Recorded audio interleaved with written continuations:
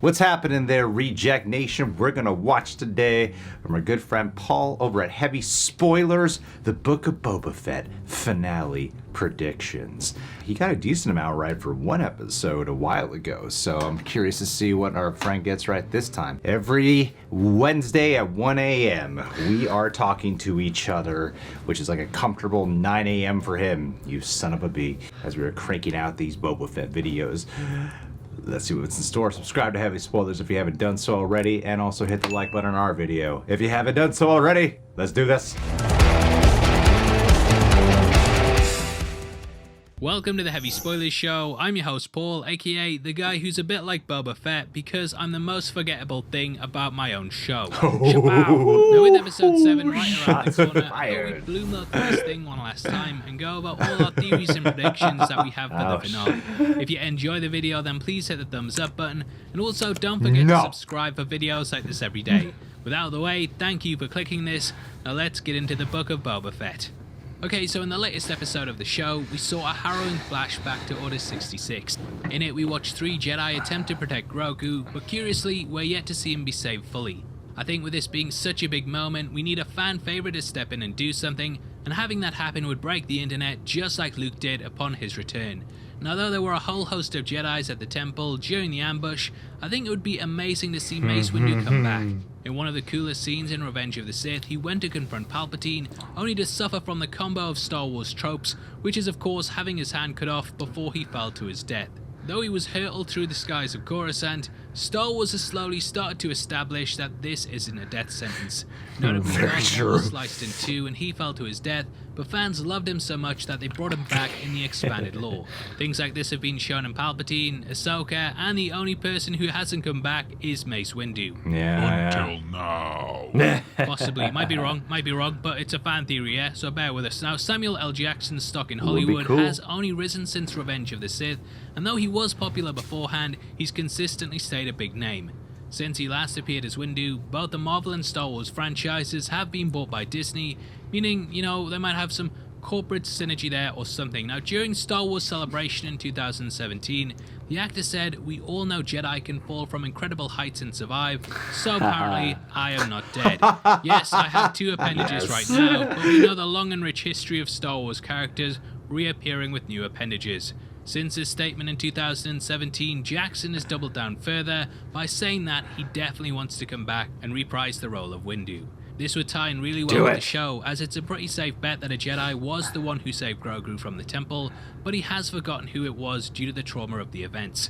I would love to see Mace step in, Mace all the gods, and though I don't necessarily think that he made it out of Coruscant, watching him go out in a blaze of glory would be an awesome send-off for the character. I mean, I did see that circulating on social media that maybe he's the one who ultimately saved Grogu. I think what a lot of fans really want, especially after the events of Clone Wars and then with Attack of the Clones with Mace Windu beheading Jango Fett, you know, in Clone Wars, if you guys haven't seen it, I mean, I'm assuming you probably have by this point, there were a couple of episodes dedicated to Boba Fett, a younger version, tracking down Mace Windu and attempt to kill him to get his revenge. It might be a little too much to throw into the finale where Mace Windu just shows up, when it just seems like we're bound to get an inevitable showdown with Cad Bane and Boba Fett, something that fans want to see come to live action. However, you know, I think there's also that other payoff of like, oh, what if we can actually get something where we can get Mace Windu versus Boba Fett? That's something I think a lot of people really want. Get some conflict between him and Din Djarin too, Or because if he saved season 2, because if he saved the child but also has this vendetta against Boba Fett, that make for some good dramatic friction. Very true. Now the question that remains is, how long has Cad Bane been working with the Pykes? In our Cad Bane Explainer video, we discussed how there were unfinished Clone Wars episodes that showed Cad Bane and Boba working together before they had a fallout and then dueled. It is possible that this is now canon, as in the Bad Batch, Cad Bane had a plate on his head, which wasn't there when he showed up in the main series. If Bane had been working for the Pykes for a while, he could have started when their first shipment was threatened and Boba demanded payment. We know that the Tuskens who took Boba in were apparently killed by a biker gang, but that seemed unlikely considering how tough the Tuskens were. It could have been a false flag with Cad actually being the one who killed them, and him pinning the blame on the bikers would further tie into their rivalry. Killing the Tuskens would be a big no but Fett. I think Cad being behind it will be something that's revealed in the final episode. Yeah, that would be freaking awesome, something that sparked in my mind was, what if the opening for the next episode is the live action version of that showdown between Boba Fett and Cad Bane? I think that would lead for something very personal before, the credits roll. Yeah, absolutely. Plus, they've already got the previs done. Yeah, exactly. Exactly how to shoot it. I mean, it wasn't brought to life in the Clone Wars season finale, so if they can bring it to life here in live action, and that's like your opening scene, showing the Pykes, so it establishes the personal traits, and then it also gets you reinvested back into Boba's journey, and with Cad Bane showing up, and also for audiences who aren't familiar with Cad Bane, this would give them some type of personal reason to attach themselves to him being in the show. It would be a really cool way to do it. Now, whilst the show has morphed into Mandalorian Season 2.5, the core of the series has really been about Boba Fett staking his claim as a crime lord. He has come into direct conflict with the Pykes Syndicate, and you might remember that they appeared in Solo: A Star Wars Story. They're making a fortune-running spice on the planet, basically dune what they want, and it's clear they're ready to kill anyone, including Madame Garza, just to keep the spice flowing. This could be a prelude to a possible continuation of the ending of Solo, and the finale may bring Qi'Ra back. At the end of Solo, she was asked to bring the First Light ship to Dathomir, where she and Maul would work closely together. Whilst the Solo sequel is yet to materialise, this story progressed into the superb Marvel Star Wars comics, and we discovered in them that she now controls Crimson Dawn. Now, she has come into conflict with Boba before, and during the War of the Bounty Hunters storyline, she actually stole Han Solo from Boba whilst he was in Carbonite. During Crimson Reign, the War of the Bounty Hunters, we learned that Qi'Ra had been trained by Maul, and she went on an anti-Empire tear in order to destabilize the Imperials.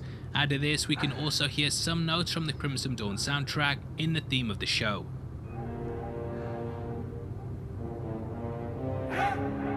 That is pretty neat.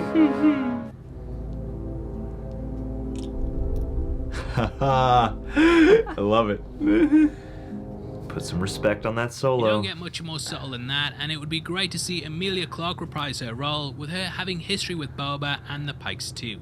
In Crimson Reign, she captured a young girl who looks strikingly similar to Omega, aka Boba Fett's sister. If she is manipulating the Pykes Syndicate from the shadows, then using an attachment to him would be one shocking way to do it, and because of this, I'd love to see her back. I mean, the main reason I love to see her back is that, everything you're saying is very valid. And it would be great. A lot of us have thought that she might actually return for this show. At the same time, though, I think one thing this series has done is make a lot of, the prior installments that came before both Mandalorian and Boba Fett feel a lot cooler and better and more essential viewing when they already were essential viewing. So I think, Solo: A Star Wars Story could use a tiny bit of love. It needs that Disney retroactive improvement touch. Now, Episode 6 was a grueling entry that tugged at the heartstrings as Mando decided to leave Grogu so he could complete his training. We got a good look at the fundamental differences between the Mandalorian and the Jedi, because the former are loyal to the core following their creed, whereas the Jedi must leave the past behind and form a connection solely to the Force. Grogu is stuck between both worlds, and he can only choose one of these two ways of life. Hold on a second, yeah? I thought only the Sith stealed in absolutes. Anyway, he was offered either the armor, which is a metaphor for his past, or Yoda's lightsaber, which is a symbol of his potential future. Though it ended the episode on a cliffhanger, if we look at the expanded lore, we can figure out which one he chose. Now, in this scene, Luke says, "If you choose the armor, you'll return to your friend, the Mandalorian. But if you choose the lightsaber, you will be the first student in my academy, and I will train you to be a great Jedi." He wasn't the first. In the comic Star Wars: The Rise of Kylo Ren Issue 3, Kylo states that he was indeed the first. If this is kept in continuity, then Captain Obvious, but it means that Grogu did not choose the lightsaber. However, Filoni has showed somewhat disregard for the comics, as Yoda's lightsaber was destroyed in them by Darth Vader.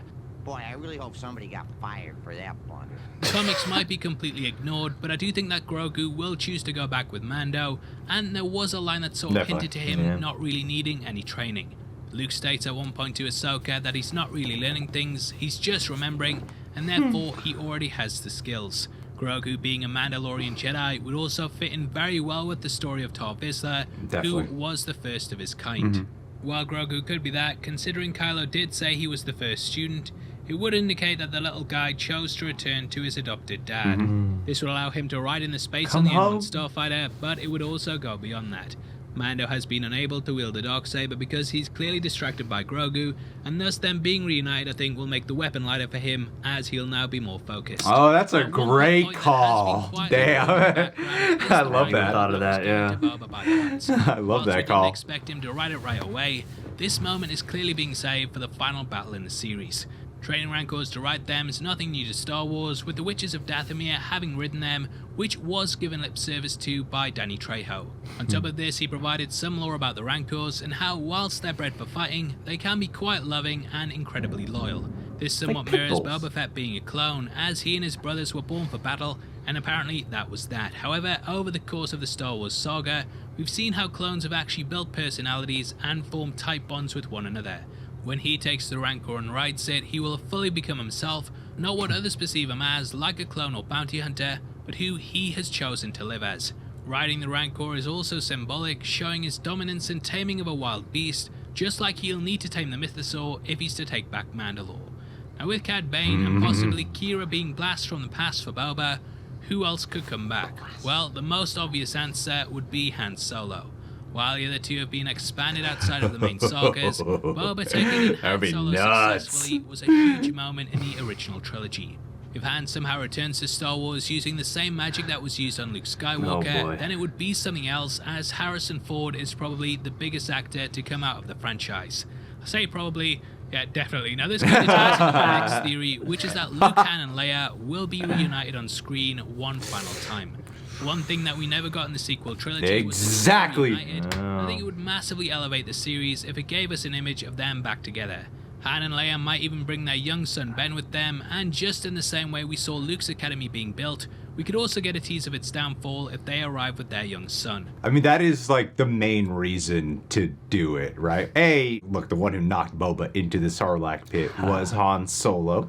And B, we never got even Han and Luke interacting with each other. But then my question becomes, is it's like, yeah, Harrison Ford, bring him back. That Shamook guy, he did amazing deepfake technology. And then my mind went, poor Alden Ehrenreich. I know. You would bring back Amelia Clark from Solo, a Star Wars story. But we got a deep fake Harrison But Ford. you would do something with Harrison Ford instead. I mean, I feel like fans wouldn't be upset about that. Or, I mean, it's Star Wars. There's going to be people who are like, she's brought back Alden Ehrenreich. I know that. At the same time, though, I'm like, they seem like they'd be way more likely to just do a Harrison Ford deepfakes or whatever that technology is called. So that way you can finally pay off that thing that a lot of fans complained about with the sequels. Just like Chewie's medal. Yeah, they were Finally got it. I hope you enjoyed the full breakdown and all our predictions. I do think that Fett will be allowed to remain on Tatooine because it's better the devil you know, and the Republic might want someone respectful running the crime syndicates there rather than the Hutts or Pykes. Another fantastic job there, buddy. I hope some of these come true. I feel like, yeah, seems likely that at least half of these would come true. Yeah, there's got to be some of them. Great job, dude. All right, man. Well, subscribe to Heavy Spoilers if you haven't done so. You can subscribe to us. Keep a lookout for our Book of Boba Fett finale reaction. Last but not least, do a Patreon. Adelia Chamberlain. Adelia, I know you're a huge Dune fan, and I feel like this show has been reflective more of Dune than a lot of other Star Wars live action stuff lately. And on top of that too, I see you on Twitter. I see that you are one of the people who has been championing for this show and showing a lot of love for it. And that was before Mando even showed up. So Adelia, I'm really happy that Star Wars is paying off for you in a very positive way. May the Force be with you always as you transfer that spiritual energy to us as well. Meeting you a couple months ago was such a highlight of our year in 2021, and just having you be at our page is a constant highlight for us. So thank you for being such a sweetheart, and keep kicking ass in all the endeavors that you're doing. You're one of the strongest people I've ever known, so keep it up, okay? Okay? Don't mess this up!